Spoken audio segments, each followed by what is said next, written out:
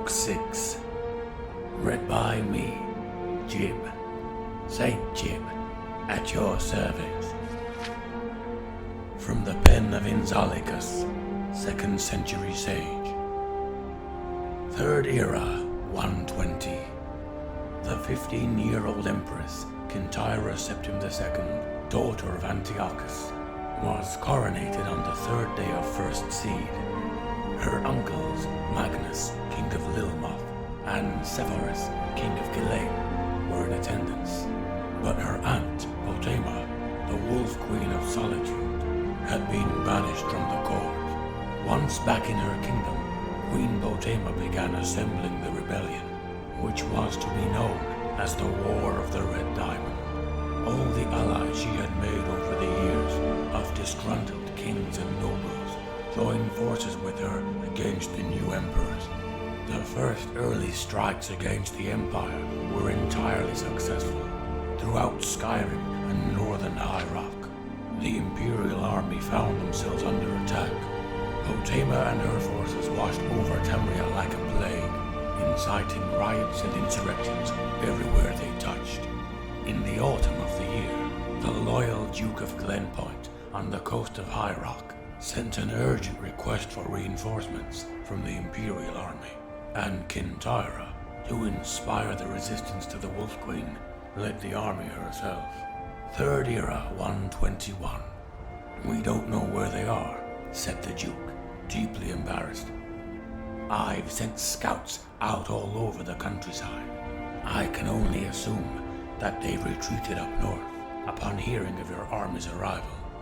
I hate to say it, but I was hoping for a battle, said Kintyra.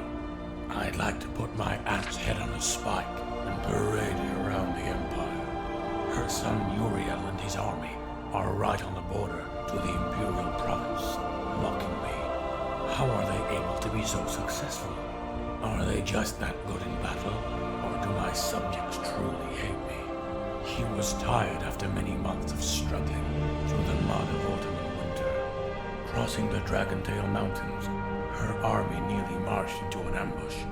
A blizzard snap in the normally temperate barony of Dwinnen was so unexpected and severe that it must certainly have been cast by one of Potema's wizard allies. Everywhere she turned, she felt her aunt's touch. And now, her chance of facing the Wolf Queen at last had been thwarted. It was almost too much to bear. It is fear, pure and simple, said the Duke. That is her greatest weapon. I need to ask, said Kintyra, hoping that by sheer will, she could keep her voice from revealing any of the fear the Duke spoke of. You've seen the army. Is it true that she has summoned a force of undead warriors to do her bidding? No. As a matter of fact, it's not true.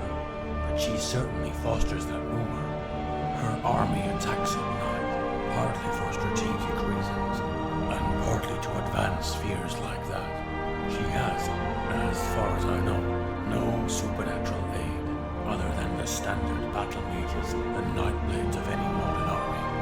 Always at night, said Kintyra thoughtfully. I suppose that's to disguise their numbers, and to move her troops into position before we're aware of them, added the Duke. She's the master of the sneak attack. When you hear a march to the east, you can be certain she's already on top of you from the south. But listen, we'll discuss this all tomorrow morning. I've prepared the castle's best rooms for you and your men.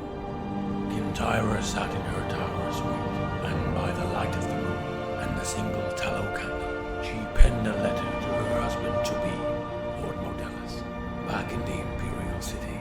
She hoped to be married to him in the summer, at the blue palace her grandmother Quintilla had loved so much, but the war may not permit it.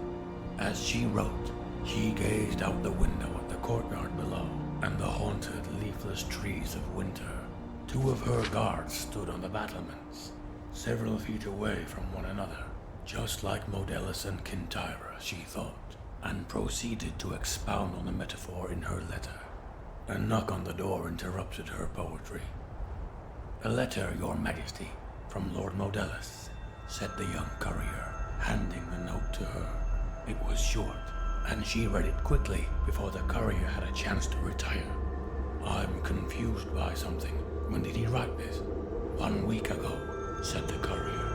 He said it was urgent that I make it here as quickly as possible while he mobilized the army. I imagine they've left the city already. Kintyre dismissed the courier. Modellus said that he had received a letter from her, urgently calling for reinforcements to the battle at Glenpoint. But there was no battle at Glenpoint, and she had only just arrived today. Then who wrote the letter in her handwriting? And why would they want Modellus to bring a second army out of the Imperial City into High Rock? Feeling a chill from the night air at the window, Kintyre went to shut the latch. The 2 guards on the battlements were gone.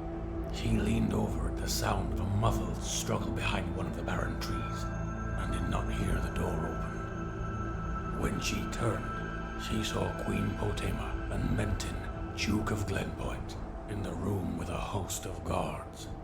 You move quietly, Act, she said after a moment's pause. She turned to the Duke.